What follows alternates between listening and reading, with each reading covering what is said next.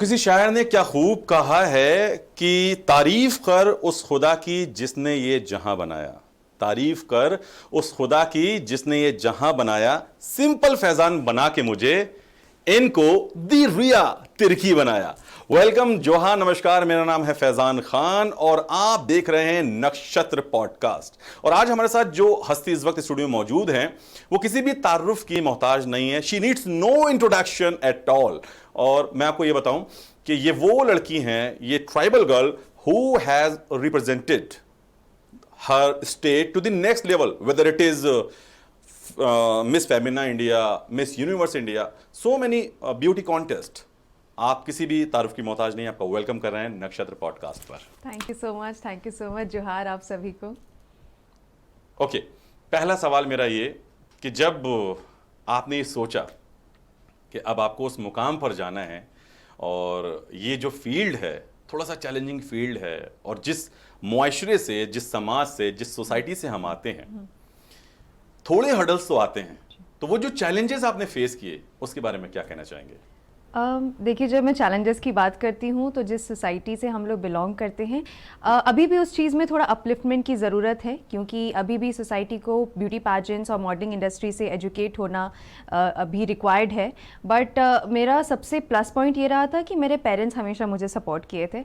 जैसे ही मैंने सबसे पहले अपने पेरेंट्स को शेयर किया कि मॉडलिंग या फिर ब्यूटी पैजेंट्स में मैं जाना चाहती हूँ, तो दे वर एक्सट्रीमली सपोर्टिव। उन्होंने एक बार भी नहीं सोचा कि ये बच्ची कौन सा फील्ड चूज़ कर रही है। सो पूरा क्रेडिट्स तो सबसे पहले अपने पेरेंट्स को दूंगी। एंड एक चीज़ मैं हमेशा से फॉलो करती हूँ कि आपको अगर आपके पेरेंट्स सपोर्ट करते हैं तो और बाकी चीज़ ज़्यादा उतना मैटर नहीं करती है। So till the extent I have very supportive parents around me, so I think वो एक चीज़ था। अच्छा, जिस मुआशरे से हम आते हैं, जिस ट्राइबल कम्युनिटी से हम आते हैं, वो कहते हैं ना कि कई बार बच्चियों के पैरों में वो उस तरह की बेड़ियां डाल देते हैं जहां निकलना बहुत मुश्किल होता है। और वो एक कहावत कि दुनिया का सबसे बड़ा रोग कि क्या कहेंगे वो चार लोग, उसके बारे में क्या कहना चाहेंगे आप? अरे I have to say this, actually जब मैं कॉन्टेस्ट में थी उसमें there is a very crucial part जो कि होता है स्विम सूट राउंड। उसमें बेसिकली आपका कॉन्फिडेंस और आपका डिसिप्लिन रिगार्डिंग योर बॉडी देखा जाता है।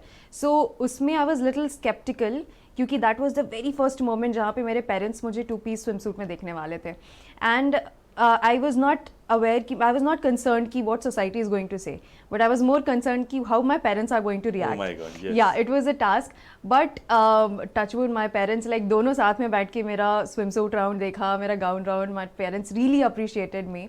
बट देखिए, 4 लोग क्या करेंगे, 4 लोग आके आपका घर नहीं चलाएंगे, तो 4 लोग क्या बोलते हैं उससे आपको कोई लेना देना नहीं है, इज व्हाट आई से। सुबह जो मम्मी है उनके सर्किल में जो उनकी किटी पार्टीज होती है तो उस किटी पार्टीज में लोग उनको फिर होटिंग उनकी करेंगे कि आपकी बेटी क्या कर रही है, कुछ और कराओ ना। तो वो डर रहा कभी सोचा इसके बारे में? नहीं, आई डोंट थिंक सो। मेरे पेरेंट्स को उस चीज़ का डर था, कभी भी नहीं उनको कुछ चीज़ का डर था। उन्होंने हमेशा मुझे बोला तुमको जो करना है करो, बस सही रास्ते में चलो। बिकॉज जब इस इंडस्ट्री के बारे में हम बात करते हैं तो ऐसे नेगेटिव चीज़ें भी होती हैं, तो उन्हें कभी कुछ चीज़ का संकोच नहीं था। बट अब थोड़ा बहुत मेरी मम्मा को है, वो अब मुझे बोलती है कि अच्छा अब तुमने स्विम सूट में किया है, बहुत सारे वीडियोस तुम्हारे वायरल के, अब पता नहीं तुम्हारे रिश्ते आएंगे कि नहीं। सो आई थिंक मेरी मम्मी थोड़ा कंसर्न्ड है अभी कि कोई लड़का तुमको पसंद करेगा कि नहीं। But I think but still they are very supportive. जैसे जैसे आपने टाइटल जीता ना, ऐसे मिलियन हार्ट्स भी जीते हैं। तो कुल मिला के इन टोटल आपसे कोई भी तैयार हो जाएगा। अच्छा, मैं मतलब थोड़ा लीक के हट के मैं सवाल कर रहा हूँ। आप मुझे ये बताएं ऑन नक्षत्र पॉडकास्ट पर एक्सक्लूसिवली कि शादी आप जो करेंगी वो अपनी कम्युनिटी में करने वाली हैं या मतलब वो भी फ्रीडम है कि आप कहीं भी कर सकते हैं शादी? टू बी वेरी ऑनेस्ट, ऐसा कोई रेस्ट्रिक्शंस नहीं है फैमिली में, they are very open. But मेरे लिए it's important to have that supportive guy, क्योंकि मेरी मम्मी पापा ने मुझे मेरे करियर में इतना सपोर्ट किया है। So I am looking for a person जो कि बहुत सपोर्टिव रहे मेरे करियर में, मेरे पर्सनल लाइफ को लेके। और ऐसा कोई रेस्ट्रिक्शन नहीं है कि अपनी कम्युनिटी में करना है नहीं करना है। So I think I am very liberal to that, but at the same time I need a person who is really supportive. Okay, so guys आप ये सुन रहे हैं एक्सक्लूसिवली नक्षत्र पॉडकास्ट पर। रिया तक खुद कह रही हैं भैया विंडोज ओपन है, तो आप अगर चाहें तो अप्लाई कर सकते हैं। वैसे स्वयंवर के बारे में आप क्या सोचती हैं? रिया तिर्की स्विमर हो रहा है। अरे नहीं नहीं नहीं, इतना ड्रामा नहीं चाहिए। अगर ऐसा हो तो आप क्या चाहती हैं कि आपका जो पार्टनर है वो तो सपोर्टिव हो ही, उसके अलावा क्या हो? आई थिंक मेरे को थोड़ा अपने हाइट से लंबा लड़का चाहिए, ठीक है, एंड थोड़ा शांत नेचर हो लड़के का, क्योंकि मैं बहुत ज़्यादा एनर्जेटिक लड़की हूँ, तो मेरे को लगता है उस चीज़ को बैलेंस आउट करने के लिए I need someone who is very calmer side and at the same time जो मेरे थोड़े एंगर इश्यूज को मैनेज कर सके। एंड ऑब्वियसली मैंने obviously humour is important, very important, and at the same time since I am a huge animal lover, मेरे पास बहुत सारे पेट्स है घर पे, so I want someone who is actually same as a person like me, जिसको खुद animals पसंद हो। So I think this is what I am looking. मैं क्या ये रिश्ता पक्का समझूं? अच्छा मैम, ये बताओ आप मुझे कि क्या आप कोई क्रश है, आपको क्या लगता है, मतलब है, आपने ऐसा सोचा है, कोई क्रश है अभी? फिलहाल तो ऐसा कोई क्रश नहीं है, and I am the worst single person right now. मेरे फ़ोन में किसी का फ़ोन भी नहीं आता, इट्स जस्ट माई पेरेंट्स कभी कभार फ़ोन करते हैं अगर मैं बाहर होती हूँ काम के सिलसिले में, उसके बाद नथिंग एल्स। एंड इंस्टाग्राम पे आए दिन बहुत सारे मैसेजेस आते रहते हैं, बट अभी इस चीज़ के लिए नहीं, मतलब जिस तरह का मैं एक्सपेक्ट कर रही हूँ, आई डोंट थिंक सो अभी तक मुझे ऐसा कुछ मिला है। ओके, तो आपने बता दिया अपनी चॉइस, खैर कोई बात नहीं। सो हमारा सेकंड सवाल जो हम करना चाह रहे थे, देखिए आप जो पले बड़े across the India, because your father is banker, right? Right. तो आपने पूरे इंडिया में रह करके आपने कल्चरल जो पर्सपेक्टिव होते हैं वो आपने सीखे, राइट? तो क्या सीखा और क्या उसका जिस्ट निकला आज तक? देखिए, एक सबसे बेस्ट चीज़ ये रही है कि मुझे ओपन अप होने का मौका मिला, क्योंकि जब हम एक ही इन्वायरमेंट में रहते हैं, हम बहुत सारी चीज़ों से हमें एक्सपोजर नहीं मिलता है। जैसे कि मैं बहुत सारे लोगों के साथ ग्रो अप हुई, एंड सबसे बेस्ट इन्फ्लुएंस ये रहा है कि हमारे फूड का कल्चर अभी भी हमारे घर में, सिंस मेरा बर्थ हुआ था इंदौर में, एंड हमारे घर में ब्रेकफास्ट अभी भी पोहा बनता है, ठीक है, पोहा अभी भी बनता है घर पे। फिर हम लोग साउथ के साइड में हम लोग ज़्यादा रहे थे, तो वहाँ से इन्फ्लुएंस होके अभी भी हमारे घर में डोसा, इडली, रसम, ये सारी चीज़ें बनती है। और वहाँ के बहुत सारे स्पेशलिटी राइस है, जैसे कि लेमन राइस हो गया, फिर उसके बाद पुदीना राइस हो गया, वो सारी चीज़ें अभी भी हमारे घर पे बनती है। सो आई थिंक फूड का बहुत इन्फ्लुएंस रहा है, और एट द सेम टाइम मेरे को लगता है कि वो ओपन अप होने का और वो एक्सपोजर जो मिला है, और जब हम झारखंड के बारे में बात करें तो हमारा एक डिफरेंट एक्सेंट आता है। बिल्कुल। हाँ, तो वो एक्सेंट मैंने कभी नहीं पकड़ा, क्योंकि मैं हमेशा बाहर रही हूँ, तो मुझे उस चीज़ का वो माहौल मिला। आप अभी फिलहाल मुंबई में भी रह रही हैं, काफी लंबे समय से रह रही हैं। वहां पर एक डिश है जिसको हम ठेचा बोलते हैं, राइट? आई लव ठेचा, मुझे ठेचा बहुत पसंद है। मैं चाहूंगा कि हमारे तमाम व्यूवर्स को आप उसकी रेसिपी बता सके कि वो भी कैपेबल हो पाए बनाने के लिए। बताएं एक बार प्लीज। देखिए, ठेचा वैसे मैंने पर्सनली बनाया नहीं है, बट मुझे ठेचा बहुत पसंद है। तो एक है हरा रंग का जो हरी मिर्ची होती है, तो उसमें क्या लगता है, हरी मिर्ची, हल्का तेल, लहसुन, एंड देन उसके बाद सिंगदाना, दैट इज यस सिंगदाना। हमारे झारखंड में उसको बादाम बोलते हैं। हाँ, बादाम बोलते हैं, जिसको बेसिकली हम पीनट्स, मूंगफली, तो वो सब चीज को रोस्ट करके उसके बाद उसको ग्राइंड किया जाता है, एंड इट्स वेरी स्पाइसी। मुझे बहुत पसंद है। मेरे घर पे भी अभी तक आई थिंक 2-3 ठेचे का डब्बा रखा हुआ है, जो कि not home made but actually is bought from the market, and मैं दाल चावल के साथ, मुझे ठेचा बहुत पसंद है। I love thecha. अच्छा, ये बताइए कि आप जितना भी आपने देश में हर जगह कोने कोने पे आप घूमे जी, लेकिन जो झारखंड का फूड है वो कितना आपको अपील करता है कि यार मेरे पास आओ, मुझे खाओ? क्या लगता है, आपने जितनी भी जगह घूमी है, सबसे ज्यादा बेस्ट फूड आपको किस स्टेट का लगता है? आई थिंक मैं साउथ का खाना मुझे बहुत पसंद लगता है, क्योंकि वहाँ का बहुत वैरायटी मिलता है।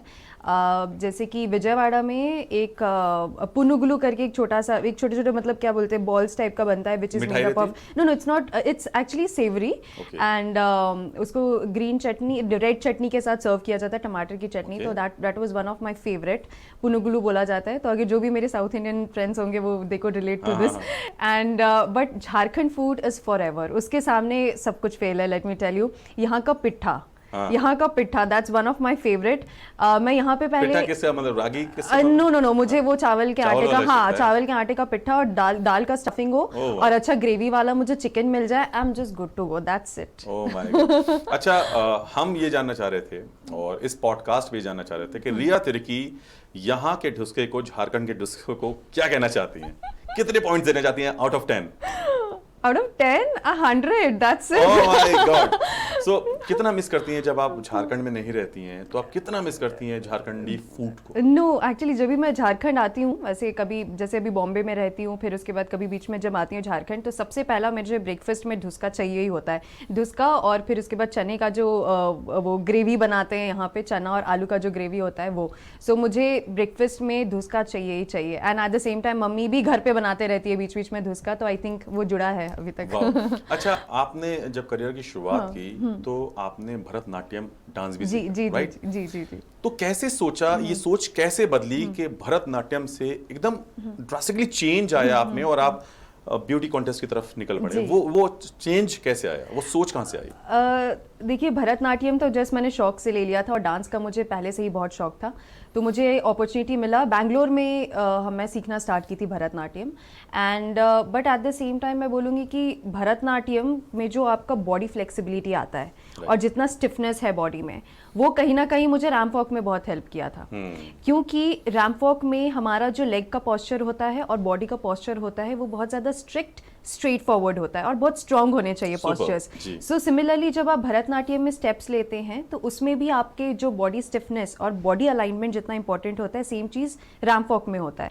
तो वो मैंने सीखा। सो आई एम वेरी ग्रेटफुल कि मैंने भरतनाट्यम सीखा, जिसके कारण यहाँ पे मुझे रैंप वॉक अवार्ड भी मिला, बेस्ट रैंप वॉक का। यस, उसके बारे में बताइए, जब जिस टाइम में आपका नाम अनाउंस हुआ क्या फीलिंग थी उस टाइम? सो यहाँ पे मैं ज़रूर शेयर करना चाहूँगी। सो हमारा जो 30 डेज का कॉन्टेस्ट था, उसी के दौरान हमारा सब कॉन्टेस्ट राउंड भी उसी दौरान लिया जाता है। तो हमारा आई थिंक कंपटीशन के 2 वीक्स के अंदर हमारा ये हो चुका था, जिसमें सब कॉन्टेस्ट रैंप वॉक का हुआ था। वो रात के 3 बजे हमारा हुआ था रैंप वॉक का कॉन्टेस्ट।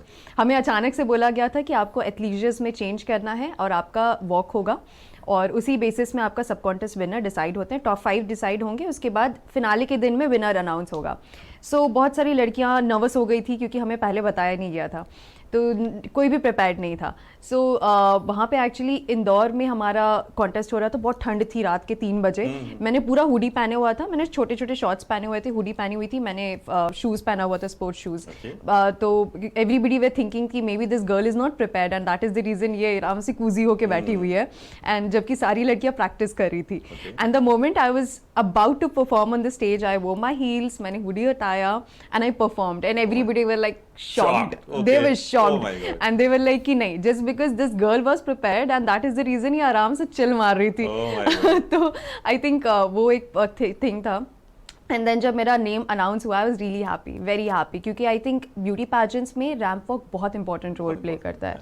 तो I think I was very happy for that and I am like आपने वॉक किया, इधर हम लोग भी फ्लैट सब।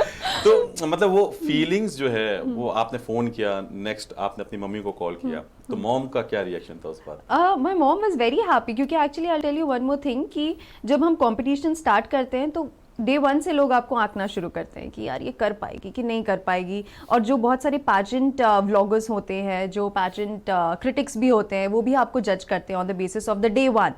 जो भी ब्यूटी कॉन्टेस्ट होता है, जैसे हम मान लीजिए मिस फेमिना इंडिया की बात करें या मिस यूनिवर्स झारखंड की बात करें, क्या what is the main difference between both of them, क्या फर्क होता है?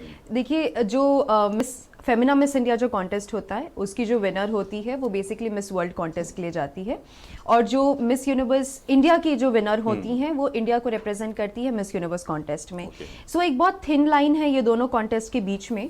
जो मिस वर्ल्ड का कॉन्टेस्ट होता है, it is more about softness, calmness और सोशल कॉज, जो ब्यूटी विद अ पर्पस होता है कि आप सोसाइटी में क्या चेंजेस लाना चाहते हो, वो ज्यादा फोकस करते हैं। वो आपका बहुत सॉफ्ट शेल होता है, वो मिस वर्ल्ड का होता है। लेकिन जब हम मिस यूनिवर्स की बात करते हैं, उसमें है कि बहुत ज्यादा फायर एलिमेंट वाली चीज है, जहां पे miss world is about more water element, miss universe is more about fire element, कि आप क्या वो चीज लाते हो, स्ट्रांगनेस। नक्षत्र पॉडकास्ट पर आप एक्सक्लूसिवली सुन रहे हैं रिया तिर्की को, जहां पर उन्होंने दोनों में फर्क बता दिया। तो जिनको नहीं पता था उनको आज ज्ञान का पिटारा मिलने वाला है। एनीवेज आगे बढ़ रहे हैं, और हमारा अगला सवाल ये है कि आप पॉलीग्लॉट भी हैं, मतलब you speak so many languages, right? Yeah, I do. तो ये कैसे शुरुआत कैसे हुई?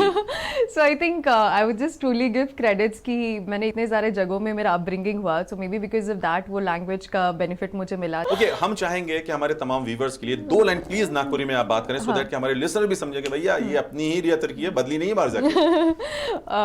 रौरे मन के तो जोहार कहूँ दिल से, एखन मोय मिस यूनिवर्स झारखंड का खिताब जीत के रौरे मन कर सामने बैठो, इकर कर पूरा पूरा क्रेडिट रौरे मन के देत हो, ताकि मोय अपन झारखंड के अपन झारखंड कर कल्चर के और अपन ट्राइबल कम्युनिटी के जैसे नेशनल इंटरनेशनल प्लेटफॉर्म में जाके रिप्रेजेंट कर हो, वो तभी पॉसिबल हो पाए है ताकि रोर मन कर सपोर्ट और रोर मन कर प्यार से। I am so sorry to be breaking a little, but I think this is how it is. तो बातों का सिलसिला अभी बाकी है मेरे दोस्त, और ढेर सारी बातें हो रही हैं रिया तरीकी से, और पहला सवाल जो हमने किया उससे ही जुड़ा एक सवाल और भी हमारे पास है कि जब आप चेंज कर रहे थे, क्योंकि आपके फादर बैंकर थे, और जब आप स्टेट पर स्टेट चेंज कर रहे थे, तो क्या लग रहा था कि आपको एजुकेशन पर कोई फर्क पड़ा?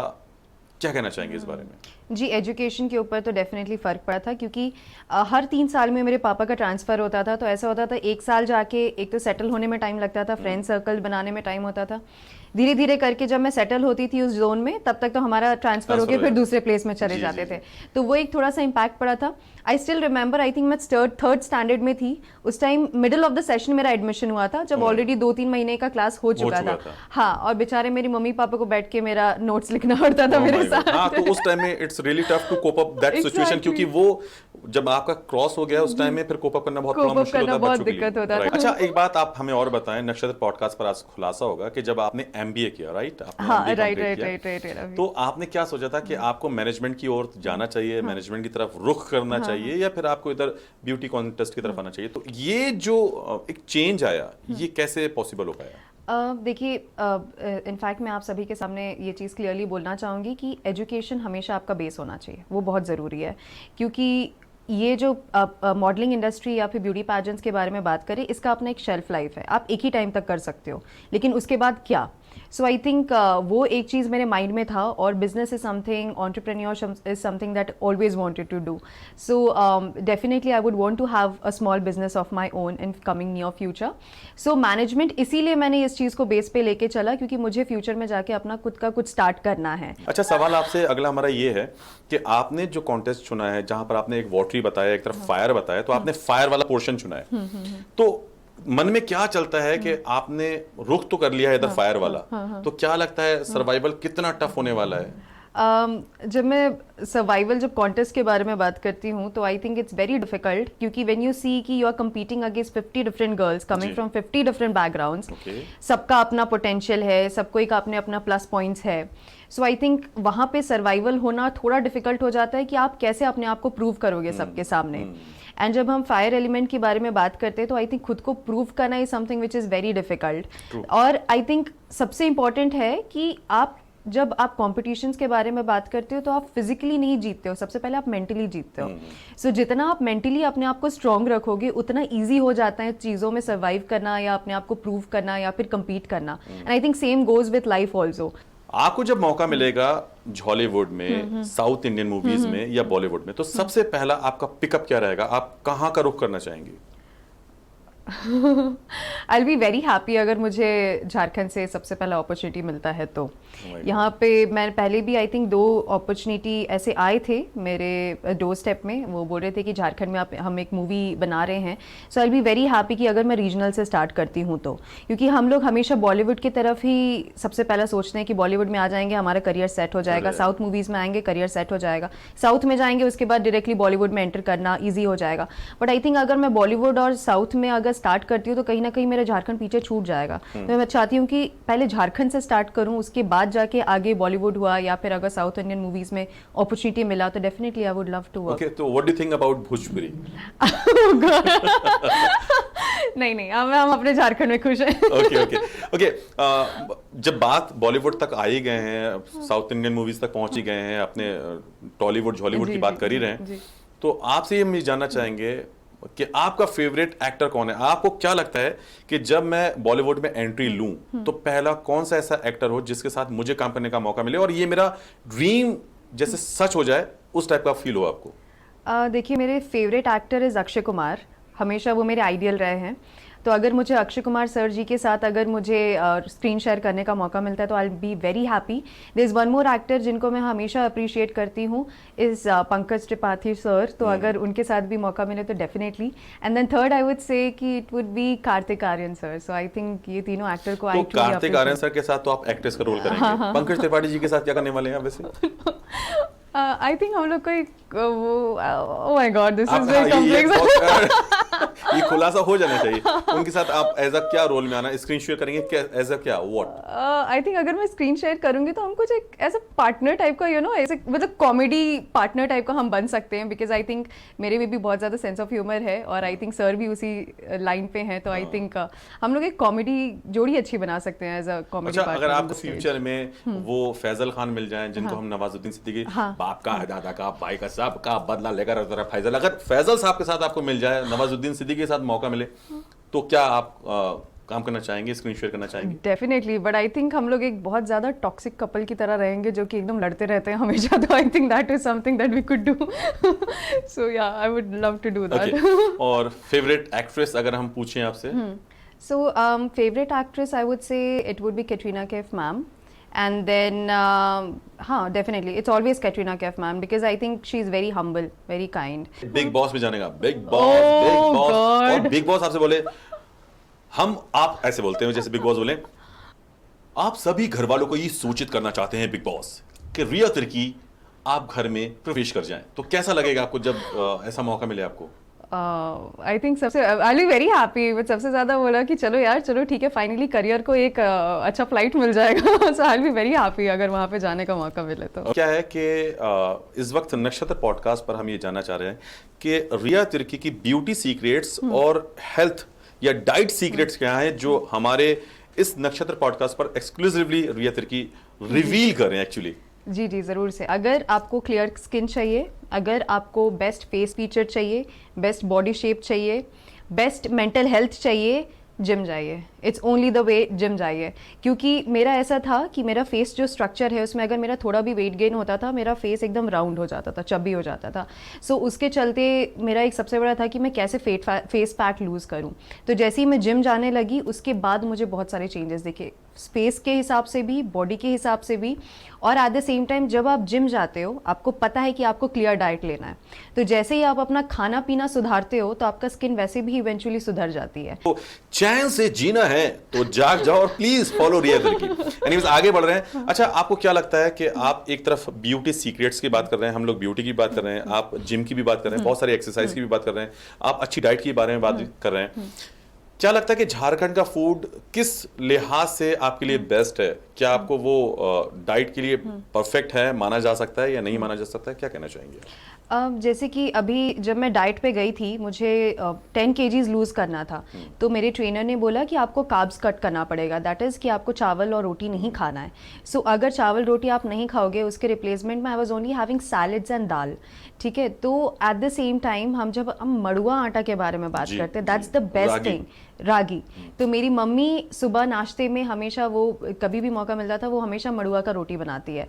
सो I think that's the best way to start your breakfast. Future में अगर मान लीजिए कि आपके होने वाले जो हस्बैंड हो, जिनसे शादी हो जाए, अगर वो वेजिटेरियन हो और आप तो नॉनवेज पसंद करती हैं, तो कैसे होगा? मतलब कैसे निभेगी वो सारी चीजें? सो आई थिंक शादी करने से पहले ये सारी चीजें क्लियर कर लूंगी। मान लीजिए कि आपको सारी चीजें पसंद आ गई, पापा ने बोल दिया हाँ गुड टू गो, मम्मी ने बोल दिया, सारे पेरेंट्स भी राजी, घर वाले भी राजी, अब कहा कि भाई शादी करना है, अब आपको भी पसंद है, लेकिन आपने सोचा चलो ठीक है कुछ करते हैं लास्ट में, तो क्या होगा अगर वो वेजिटेरियन हुए तब? इट्स ओके, सब चीज़ में एडजस्टमेंट करना है। अगर लड़का वेल बिहेव्ड है, पेरेंट्स आर एग्रीइंग, मुझे ऐसा समझता है, मुझे सपोर्ट करता है, तो आई थिंक नॉनवेज कभी ऐसा हर्डल नहीं होगा। मैं बोली ठीक है, मैनेज कर लेंगे। को मैंने आपके बारे में एक चीज सुनी है और मुझे लगता है कि आप फॉलो भी करती हैं, आप हमेशा गर्ल्स को ना अपलिफ्ट करने का काम करने की कोशिश करती हैं। आप चाहती हैं कि जो हर्डल्स उनके लाइफ में है उससे वो ओवरकम करें और बाहर आए और वो अचीव करें जो वो चाहती हैं। इस बारे में आप क्या कहना चाहेंगे? जी देखिए, एक चीज़ मैंने खुद पर्सनली भी देखी है कि मुझे हमेशा से मेरे पेरेंट्स ने सपोर्ट किया करियर पे और अभी भी सपोर्ट करते हैं हर एक चीज़ पे। लेकिन अनफॉर्चुनेटली जब हम अपनी सोसाइटी के बारे में बात करते हैं तो हर एक लड़की को वो सपोर्ट नहीं मिलता है जो वो सपोर्ट चाहती हैं, क्योंकि एक एज के बाद मैं खुद पर्सनली देखी हूँ कि मेरी जो एज ग्रुप की लड़कियाँ थी जो कि बहुत अच्छी थी पढ़ाई लिखाई में, everybody is got married and having kids, तो मुझे लगता है कि आपका जो वो पोटेंशियल था ना आप उसको सही जगह नहीं यूज़ कर पाए, तो वो मुझे बहुत बुरा लगता है। तो इसलिए मैं कहीं भी मुझे लड़कियाँ मिलती हैं और अगर 1% भी मैं अगर उनको सपोर्ट दे पाऊँ अपने तरफ से तो मैं कर लेती हूँ, because we may not know कि आज जो लड़की मेरे सामने है तो हो सकता है कि आगे जाके वो फ्यूचर लीडर बन जाए या फ्यूचर पॉलिटिशियन बन जाए। So I think that is the reason I feel कि एक छोटा सा कभी भी मौका मिलता है ना उसको मैं छोड़ती नहीं हूँ। Wonderful, amazing. अच्छा, क्या लगता है लाइफ में आपको मौका मिले तो आप क्या बनना चाहेंगे? आपको अगर ऑफर आए तो आप क्या बनना चाहेंगे? आप अगर मान लीजिए ये भी हम कह लें कि अगर आप ब्यूटी कॉन्टेस्ट में नहीं होती, आज मैं विश करूंगा कि आप मिस यूनिवर्स बने, अगर आप ये नहीं होते तो रिया तिर्की कहाँ होती? I think that's a big question to me also कि मैं कहाँ होती, बिकॉज ब्यूटी पैजेंट जब से होश संभाला, जब बचपन से ही मैंने सोच लिया था कि ब्यूटी पैजेंट्स ही में ही आना है और एक्टिंग के ही एक ऐसा प्रोफेशन जिसको मुझे ऑप्ट करना है। तो अगर मैं इसमें नहीं होती तो ज़रूर इंडस्ट्री, मीडिया इंडस्ट्री में ही कहीं ना कहीं मैं रिवॉल्व कर रही होती। और एट द सेम टाइम आज इस पोजिशन में हूँ जहाँ पे बहुत सारी लड़कियाँ मुझे एज एन आइडियल भी देखती हैं। So if it happens so I would love to enter into politics and I would love to serve as the next leader for our Jharkhand if things happen in our favor. So I think this is what I'm truly looking for. तो ये एक बड़ा खुलासा है नक्षत्र podcast पर रिया तिर्की का कि फ्यूचर में आप लीडर बनने वाले हैं, नेता बनने वाले हैं, तो हम पहले से ही बधाई दे देते हैं। अच्छा, एक और बात, आपको क्या लगता है कि आप किसी की पार्टी को ज्वाइन करेंगे या आप अपनी खुद की पार्टी इजाद करेंगे, बनाएंगे? I'll be very happy अगर मुझे ऐसा अपॉर्चुनिटी मिले कि अगर मैं खुद की पार्टी स्टार्ट करूँ तो I'll be more than happy, but या मैं खुद की पार्टी ज़्यादा स्टार्ट करना ज़्यादा प्रेफर करूँगी। और सबसे ज़रूरी ये बताना ज़रूरी है कि जो भी कॉन्टेस्ट होते हैं, जो भी ब्यूटी कॉन्टेस्ट होते हैं, उसकी एक नॉमिनल चार्जेस भी होते हैं। और रिया तिर्की से इस वक्त बात कर रहे हैं। रिया तिर्की, लोगों को आप ये भी बताएं, जो गर्ल्स बॉयज़ जो उस मुकाम पर जाना भी चाहते हैं, ये जो भी मिस यूनिवर्स जो झारखंड में हुआ है, क्या ये सिमिलर है वो जिसमें सुष्मिता सेन गई थी, लारा दत्ता गई थी? आप क्या कहना चाहेंगे इस बारे में? जी, आई थिंक इस चीज़ का क्लैरिटी होना बहुत ज़रूरी है, क्योंकि बहुत सारी लड़कियों को इस चीज़ का डाउट होता है, क्योंकि आए दिन झारखंड या फिर और भी अलग अलग स्टेट्स में ऐसे छोटे छोटे कॉन्टेस्ट होते हैं जिसके द्वारा लोग लड़कियों को एक्सप्लॉइट किया जाता है। एंड लड़कियों को लगता है कि अगर आप इस कॉन्टेस्ट में आते हो तो आपको बहुत हैवी चार्जेस देना पड़ेगा इस कॉम्पिटिशन में आने के लिए, बट नहीं। बेडेक्स करके जो कंपनी है, आप अगर इसका इंस्टाग्राम प्रोफाइल आप चेक करेंगे तो बेडेक्स करके एक कंपनी है, वहाँ पे आप जाइए, इंस्टाग्राम पे सर्च करिए, और बेडेक्स का अथॉरिटी है कि उड़ीसा, छत्तीसगढ़ और झारखंड में ये ऑडिशंस कंडक्ट करवाते हैं। और इसमें से हर एक स्टेट से एक एक विनर चूज करते हैं, और ये विनर जाती है मिस यूनिवर्स इंडिया कॉम्पिटिशन में, जो कि नेशनल लेवल का कॉम्पिटिशन है। आपका your favourite song? I think अपना बना ले पिया। अपना बना ले पिया, और इस पर एक लाइन हो जाए by Riya Tirkey, ladies and gentleman. Okay, you are good to go. चले दो लाइन हो जाए इसी बात पर। Can I say that I like some other song or something? Okay, चलेगा। No, I think there's this song by I think सोनी तेरू अपना बनाना तेनू ब्याह के लिए आना। I think that was one of the best. आप नक्षत्र पॉडकास्ट पर रिया तिर्की को सुन रहे हैं, भाई उन्हीं की आवाज में ये गाना गा रही है। एक लाइन तो और बनती है। What is this song? सोनी तेरू अपना बनाना नी होंदा तेनू ब्याह के लिए आना। आई थिंक उतना ही, दैट्स इट। वही चल रहा है अभी माइंड में। High five, thank you, perfect.